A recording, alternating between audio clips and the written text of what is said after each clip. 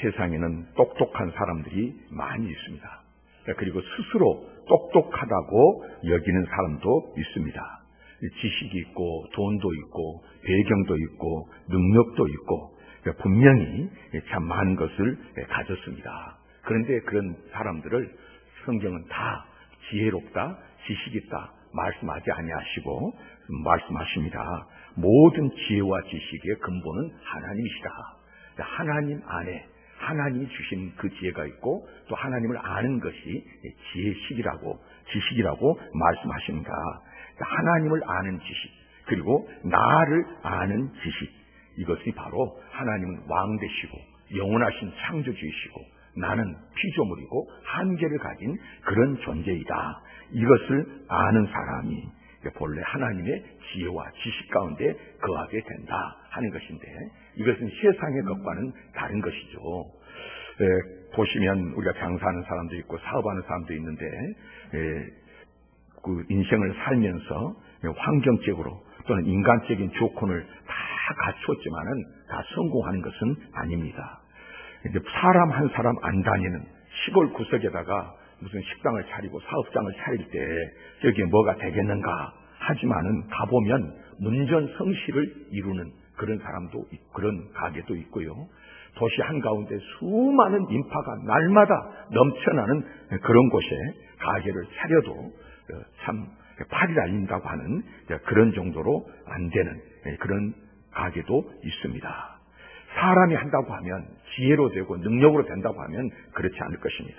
분명히 우리 인간의 힘을 넘는 어떤 지혜가 있고 지식이 있는 것을 말하는데 어떻든 분명한 것은 지혜가 있고 지식이 있어야 우리가 어떤 일이든지 앞에 나갈 수 있고 성공할 수 있습니다. 여러분 들으셨을 것입니다. 미국 예일대학교 의과대학의 심리학과 석좌 교수인 로버트 제인 스타인버그 그 박사가 쓴 책이 있는데요. Successful Intelligence라고 하는 책입니다. 성공 진리라고 하는 그런 책인데 거기에 담겨진 이야기가 있습니다.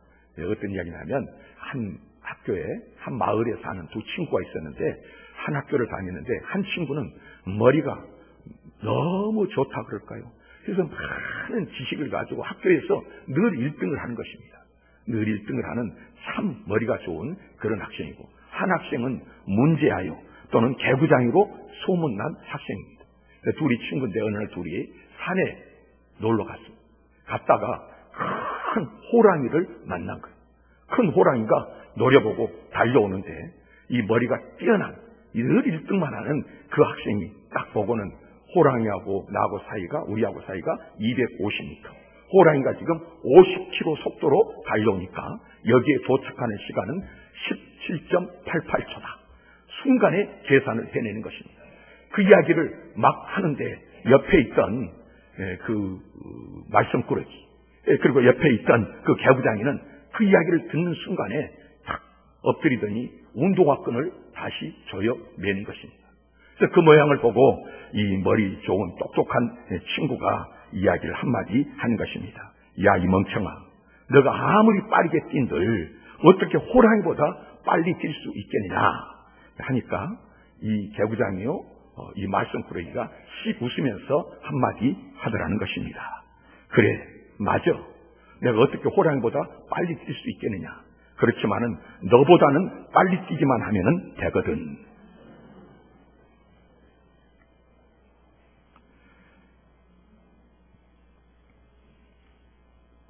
오늘 하나님께서 우리에게 주신 말씀은 교회론에 대한 말씀입니다.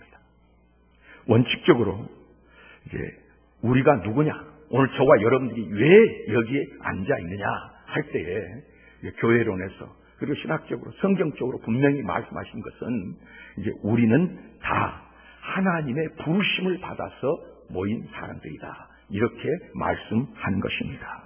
내가 믿었고 내가 어떻게 나왔고가 없습니다. 모든 사람 하나님이 택하셔서 부르셨다. 교회라고 하는 말, 에클레시아라고 하는 원래 뜻이 그렇게 있습니다. 뭐뭐로부터 부름받은 사람들. 그래서 오늘 우리가 여기에 모였는데요. 그렇죠? 우리는 죄악에서 부름을 받았습니다. 허물과 죄로 죽었던 자를 구원하여서 하나님의 자녀로 하나님이 삼아 주셨습니다. 이 부르심은 어떤 뜻이 있습니까? 우리의 모든 과거의 것들을 완전히 부정한다는 의미를 가졌습니다. 하나님은 이제 어떻습니까? 죄인과는 같이 할 수가 없는데 하나님의 자녀로 부르셨다고 하는 것은 과거의 모든 것들을 다 정리하고 하나님께서는 우리를 의롭다고 여겨주시고 우리를 불러주십니다. 다시 말씀드립니다. 과거를 묻지 않으십니다. 그렇게 하나님의 자녀를 삼았습니다. 그렇게 부르시고 삼으시고 오늘 본문에 말씀을 하십니다. 그 부르심에 합당하게 행하라. 그 부르심에, 하나님의 부르심에 합당하게 행하라. 생각해 보십시오. 이 부르심 속에 삶의 의미가 있고요. 이 부르심 속에 미래를 향한 약속이 있고 과거의 청산이 있습니다. 그러나 우리는 현재라는 시점에서 어떻게 살아야 하는가? 여러분 생각해 보셨습니까? 어떻게 살아야 되는가? 오늘 말씀은 분명하게 그 부르심에 합당하게 살라 하고 말씀을 하십니다. 믿음의 조상 아브라함을 알지 않습니까? 그는 갈대아 우르에서 부르심을 받았습니다. 그의 과거에 대해서 성경에 자세하게 기록하지 않지만은 전설에 의하면은 갈대아 우르는 우상을 섬기는 그런 도시고 아브라함의 부모님은 그곳에서 우상 장사를 하는 그런 사업을 하면서 사는 사람이었는데 그런 집 아들을 하나님께서는 부르셨습니다. 그리고 두 가지 명령을 하십니다. 내 고향과 친척과 그 과거로부터 떠나라. 그리고 내가 내게 지시할 땅으로 가라. 두 가지죠. 떠나라, 가라.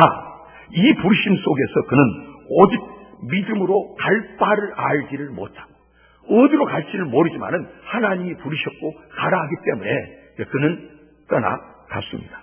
그렇게 그는 인생을 사는데요. 성경은 아브라함의 인생에 대해서 어떻게 기록합니까? 늘 하나님의 칭찬을 들으며 올바른 길로만 가는 것이 아니라 믿음의 조상이지만은 때로 휘청휘청 이리 넘어지고 저리 넘어지고 했습니다. 하나님의 약속을 믿고 살면서도 많은 실수가 있었습니다. 이렇게 넘어지고 저렇게 쓰러지기도 했지만은 하나님께서는 하나님의 약속을 지키십니다. 부르심에 합당하게 살아가도록 내가 너를 불렀으니 내가 너를 책임진다. 너가 어디로 가든지 내가 함께하고 너를 축복하는 자는 내가 그를 축복하고 너를 저주하는 자는 내가 그를 저주한다. 나는 너의 방패가 되어주고 나는 너의 상급이 되어주겠다. 하나님께서 약속을 지켜주시고 함께하심으로 말미암아서 아브라함은 믿음의 조상이 되었습니다. 그런가 하면 이스라엘 백성을 성경에 기록하고 있는데 애굽에서 부르심을 받았습니다. 애굽에서 뭐 하다가 부르심 받았습니까? 400년 동안 노예 생활을 했습니다. 이 말을 여러분 무슨 뜻입니까? 400년 동안 했다는 말은 지금 이스라엘 전 인구가 노예 생활 중에 태어났다는 말입니다. 400년 동안 지금 산 사람은 없으니까 400살 산 사람은 없지 않습니까? 그러니까 지금 살고 있는 사람들 부름받은 그때에는 전부가 다 노예 생활을 하다가 부름을 받았습니다. 노예로 태어나서 노예로 살다가 노예로 죽어갈 사람들인데 하나님께서 이 사람들을 불러내셨습니다. 홍해를 통해서 가나안 땅으로 인도하십니다. 부름받은 백성, 택한 백성들 이제 어떻게 돼야 하겠습니까? 부르심에 합당하게 살아야 마땅한데 그들은 그 부르심에 합당하게 살지를 못하고 믿음으로 살지를 못했습니다. 많은 사람들이 종종 원망을 합니다. 하나님을 원망하고 모세를 원망하지 않습니까? 생각해 보십시오. 노예로 살다가 죽을 팔자이니까 이제 자유의 몸으로 광야에 와서 헤매다가 죽을지언정 행복해야 한 것이지만 죽어도 만족해야 하지만은 그들은 그렇게 하지를 못하고 조금만 어려움이 있고 조금만 힘이 들면 원망하고 애굽으로 돌아가겠다고 모세를 죽이겠다고 그렇게 외쳤습니다. 결국 하나님께서 크게 책망하셔서 광야에서 많은 사람이 엎드려져 죽었습니다. 그 제목이 무엇입니까? 뭐 때문에 죽었습니까? 하나입니다. 원망. 여러분 어떤 일이 있어도 원망하지 말아야 될 이유가 적어도 예수를 믿는 저와 여러분들에게는 있는데요. 하나님의 부르심 속에 내가 있기 때문입니다. 과거에 부르셨고요. 지금 내가 사는 생활도 전체가 지금 힘이 들죠. 어려운 것 있죠. 답답하고요. 이해가 안 되는 일들이 우리의 삶 속에 분명히 있습니다만은 이 모든 생활 전체가 하나님의 부르심의 생활입니다. 부르심을 받은 생활이기 때문에 절대 원망해서는 안 된다. 언젠가 TV에 인터뷰를 하는데 연세 많이 드신 할아버지가 인터뷰하는 분이 아니 어떻게 이렇게 건강한 모습으로 이렇게 사십니까? 했더니 그 장수 비결이 뭐냐 모르니까 그 할아버지가 빙긋이 웃으시면서 하시는 말씀이 마누라 속썩이지 마라. 그래야 오래 살아. 알아들었습니까? 중요한 말입니다. 내 아내가 잘났든 못났든 하나님께서 내게 주신 사람입니다. 남편이 마음에 들든 안 들든 모든 현실 이대로가 누가 주셨습니까? 하나님께서 내게 주신 것입니다. 그래서 우리의 삶은 부르심의 생활입니다. 그 하나님의 부르심이라고 하는 것은 우리 사람처럼 지혜가 모자라가지고 불러놓고는 내가 잘못 불렀네. 또 뭐 하셔놓고는 내가 뭘 잘못했네. 이런 분이 아니고요. 하나님의 부르심, 에펙 콜링, 효과적인 부르심, 그 부르심 속에 우리가 있다고 하는 것입니다. 그래서 하나님의 부르심은 효과적인 부르심이기 때문에 실수나 실패가 있는 것이 아니고 지금 어떤 상황이 펼쳐진다고 할지라도 이걸로 끝난 것이 아니라 하나님의 부르심에 어떤 뜻, 능력, 효과가 나타날 것입니다. 성경은 말씀합니다. 모든 것이 하나님의 사랑하는 자, 곧 그 뜻대로 부르심을 입은 자에게는 합력하여 선을 이룬다. 그렇습니다. 하나님께서 우리를 부르실 때 반드시 선을 이루실 것이기 때문에 오늘 내가 모르지만 오늘은 아니더라도 우리 그 부르심 속에 있다는 사실을 알게 되면 원망할 수가 없는 거죠. 원망하는 것은 부르심에 합당한 것이 아니라는 말씀입니다.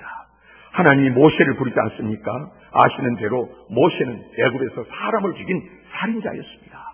도망자의 생활을 40년 동안 했습니다. 어느덧 나이가 들어서 나이 80인데 내 나이 80에 내가 무엇을 하겠느냐 하지만은 하나님께서는 아무짝에도 쓸모없는 것 같은 노인 모세를 부르셔서 이스라엘을 구원하라. 오로지 부르심만 받고 부르심에만 응답해서 모세는 하나님 앞에 쓰임을 받았고 이스라엘을 구원해내는 큰 역사를 이루지 않았습니까? 무엇을 합당하게? 부르심에 합당하니. 나이 든 사람이라도 부르심에 합당하니. 그런가 하면 하나님께서 베드로를 부르시고 세리 마태를 부르시고 주의 종들을 부르셨습니다. 특별히 기독교를 핍박하는 사도 바울을 부르셨는데요. 사울아 너가 어찌하여 나를 핍박하느냐 하고 주님께서 말씀하시고요. 다메섹 도상에서 강제로 그 사울을 부르셨습니다. 그렇게 부름받은 사울의 일생은 어떤 삶이었습니까? 그 바울의 일생이라고 하는 것은 빌립보서 3장 13절 14절 보면요.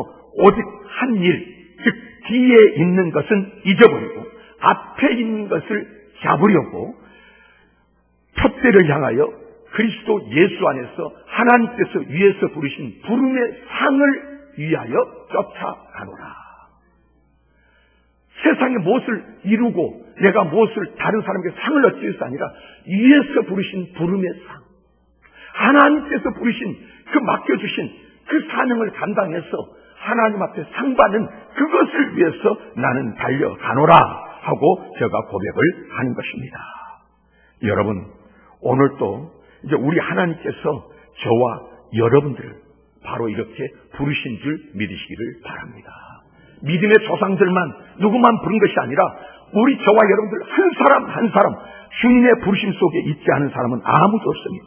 허물과 죄로 죽었던 우리를 부르셔서 하나님의 자녀로 삼으시고 하나님 나라의 미래의 소망을 주셨고요.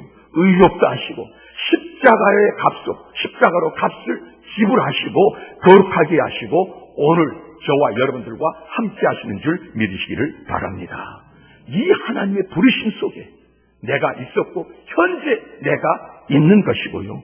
그리고 앞으로도 부르심에 합당하도록 하나님께서 나를 인도해 주실 줄 믿습니다.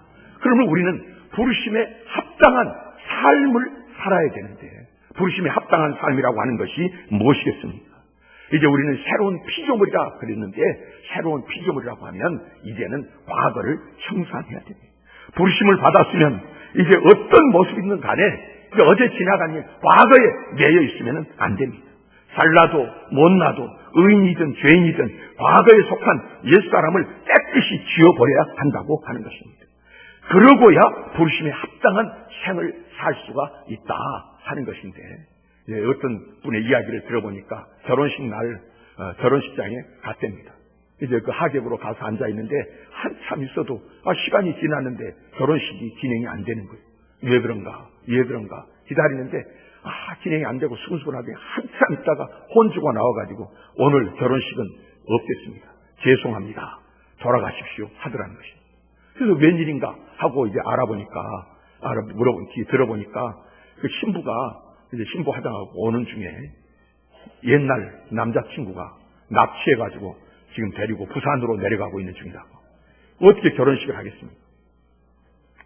과거에 청산하지 못하면 새로운 길이 열리지를 않습니다.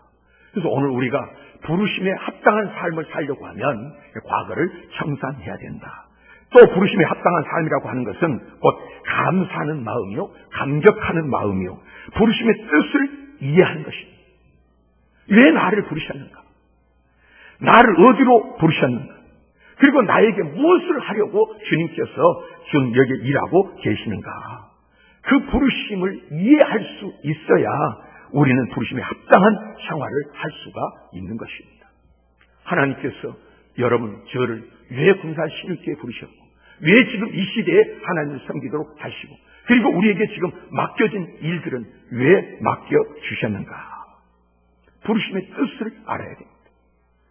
또 부르심에 합당한 삶을 살려고 하면 주어진 신분을 소중히 여겨야 하는 것입니다. 어떻게 얻은 신분입니까? 우리가 어떻게 예수 그리스도 안에서 하나님의 자녀된 신분을 얻었는가? 예수 이름의 권세를 가진 하나님의 자녀로 살 수 있는 이 능력을 우리가 가졌는가? 여러분, 이 주어진 신분, 예수 그리스도 안에 있는 하나님의 자녀라고 하는, 그리스도인이라고 하는 이 은혜를 절대로 잊으면 안 됩니다. 가볍게 여겨서도 안 되는 것입니다. 항상 소중히 여겨야 됩니다. 왜 그렇습니까?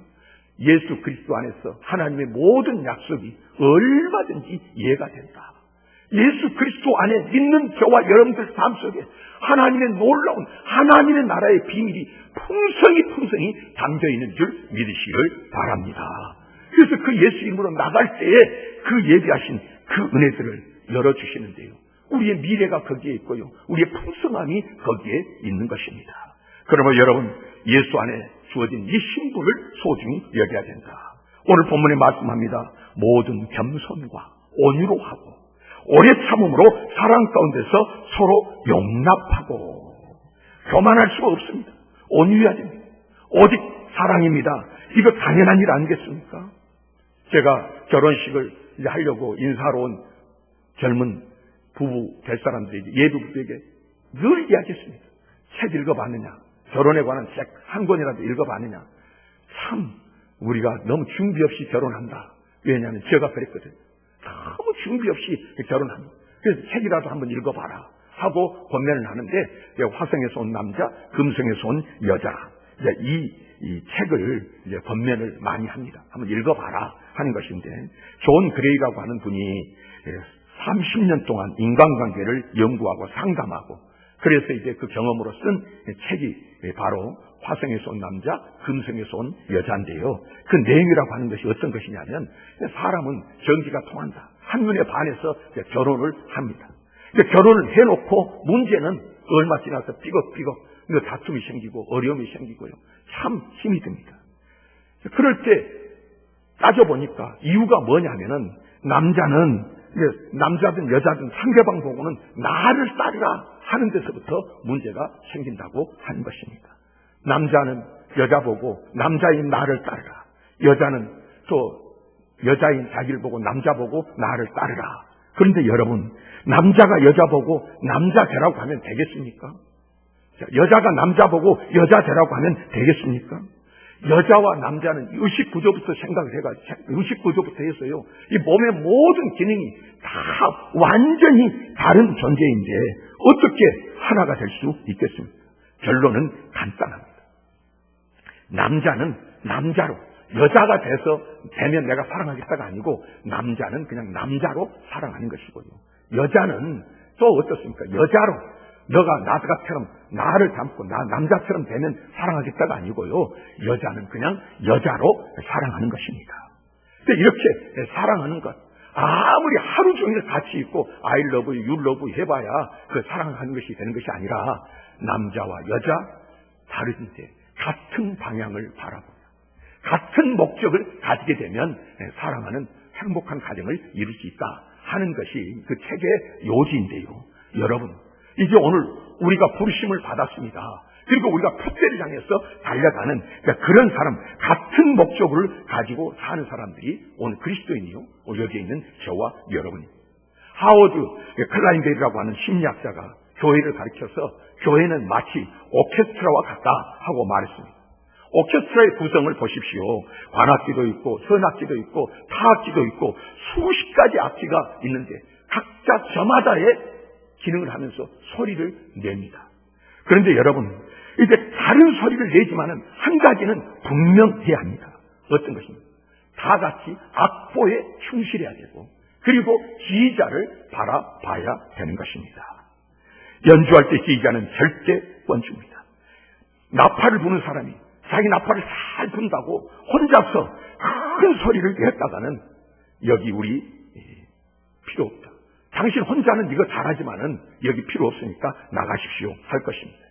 여러분, 여러 사람이 소리를 낼지라도 오로지 지휘자를 따르고 악보를 따라야 하는 것이, 그래야 작품이 되는 것입니다. 교회도 그렇습니다. 개별적으로 잘난 사람 있고요, 교회는 언제든지 보면 개별적으로 잘난 그 사람 때문에 문제가 많이 생기는 것을 보게 됩니다. 여러분, 교회도 오케스트라와 같이 돼야 됩니다. 화음이 돼야 됩니다. 여러분, 하나가 돼야 됩니다. 작품이 돼야 됩니다. 누가 받으시는? 하나님이 받으시는. 그래서 교회 예배 드릴 때 늘 말씀드립니다만은, 교회에서 예배 드릴 때는요, 여러분, 관객은요 딱 한 분밖에 없습니다. 하나님 한 분밖에 없습니다. 어느 누구도 교회에서는 교회 예배를 구경한다거나 예배를 감상한다거나 예배를 지켜본다거나 이래서는 안 됩니다. 목사라도요, 안내자라도요, 저기 방송실에서도요, 늘 보면 시험에 드는 사람들이 많이 있습니다. 구경하다가 사람이 몇 명이 모이고 누가 어떻게 하고. 여러분, 예배는 오직 주님만이 받으시고요, 주님만이 보시는 것이고요, 우리 모두는 다 하나님께 드려지는 사람인데, 그런데 그렇게 할 때 어떻게 해야 됩니까? 우리가 다 자기를 낮추고 서로 화음이, 온전한 화음이 될 수 있도록 그런 예배를 드려야 되는 것입니다. 오늘 본문에 말씀하시지 않습니까? 믿음도 하나요, 세례도 하나요, 하나님도 한 분이시니, 본래도 하나고요, 미래도 하나고요, 모든 것이 하나입니다. 그런데 이것을 이해하지를 못한 것이죠. 우리가 잘못된 습관 중에 많은 외국인들이 우리나라에 와서 느끼는 것 중에 너무 나이를 많이 따진다는 거예요. 나이를 많이 따지고 나이 가지고 그 앞에서 능력도 발휘하지 못하고 그냥 기죽어 살고요. 내가 속으로 내 나이가 얼만데 네가 왜 까불어? 이러니까 인간관계가 바로 되지를 않고요. 그걸 두고 살고, 그 다음에 양반 쌍놈, 이것을 반상을 가르면서 나는 양반이네, 내 뿌리가 어쩐데 하고 이야기를 합니다. 조상이 다르다 이야기하지만 여러분 속지 마십시오. 적어도 예수를 구주로 믿는 저와 여러분들에게 있어서 우리의 조상은 여러분 하나님께서 우리에게 생명을 주신 줄 믿으시기를 바랍니다. 사람에게서 나온 것이 아닙니다. 그러므로 여러분 거짓말하는 것에 속을 필요가 없습니다. 사람은 다를 것이 없습니다. 여러분 교회에서는 더더욱이 그렇습니다. 목사가 다르고요, 여러분 성도가 다르고 다른 것이 없습니다. 목사나 어떤 우리가 직분에 있어서 일 맡은 것이 다르지 하나님 앞에서 다른 것은 하나도 없습니다. 우리 모두가 하나님의 자녀요, 하나님의 백성이고요, 다 우리는 연약한 존재요, 요한한 존재요. 하나님의 은혜가 아니면 살 수 없는 사람, 여기 목사로부터 우리 모두가 다 같은 존재라고 하는 것입니다. 그래서 보면 뭐 굉장히 여기 지금 옷 입고 뭐 가운 입고 여기 설교하니까 대단한 것 같지. 영혼이 다를 것 같습니까? 아닙니다. 순식간에 달라지고요.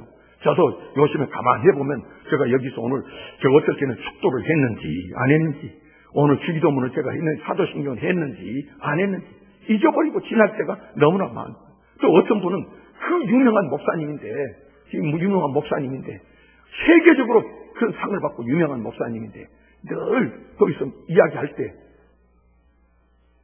다 잊어버리고 하나도 기억을 못한다. 그리고 그렇게 위대한 목사님, 유명한 목사님인데 벽에다가 칠을 하고 뭘 칠하는지는 아시죠? 그나 우리나 다 우리는 연약한 존재고요. 별로 다를 바가 없는 그런 존재들이라고 한 것입니다. 그럼에도 불구하고 주님께서 우리를 부르셨다고 하면 예수 그리스도 안에서 우리는 어떤 존재인가? 하나님의 자녀요. 영원한 하나님 나라에 우리가 그 생명을 가진 우리는 다 같은 존재인 것을 믿으시기를 바랍니다. 그래서 성경은 말씀하십니다. 오늘 주신 말씀에 성령의 하나 되게 하신 것을 힘써 지키라. 따라서 합니다. 성령의 하나 되게 하신 것을 힘써 지키라. 하나 되라가 아닙니다. 하나가 되어라 이게 아니고요. 하나 되게 하신 것. 예수를 구주로 믿으셨으니까 그렇다고 하면 저와 여러분들은 예수 그리스도 안에서 이미 하나가 된 줄 믿으시기를 바랍니다. 우리가 성찬에 참여하고요, 우리가 성령의 인도하심으로 믿음 생활을 한다고 할 때 우리는 이미 성령의 하나 되게 하심을 따라서 하나가 된 사람들입니다. 이것을 깨닫고 하나 되게 하심을 우리가 생각할 때 이제 우리는 어떤 삶입니까? 부르심에 합당하게, 하나님이 부르셔서 하나 되게 하셨다면 그 부르심에 합당하게 살아야 된다 이 말씀입니다. 여러분, 이 부르심에 합당하심이 무엇인지를 다시 한번 기억하면서 우리 주님 앞에 설 때 우리 앞에 길이 열려지고 우리의 미래의 길이 열려지고 저와 여러분 모두가 빠짐없이 다 하늘의 은혜와 복을 누리는 하나님의 사람으로 서게 되는 줄 믿습니다. 기도하십시오. 거룩하십시오.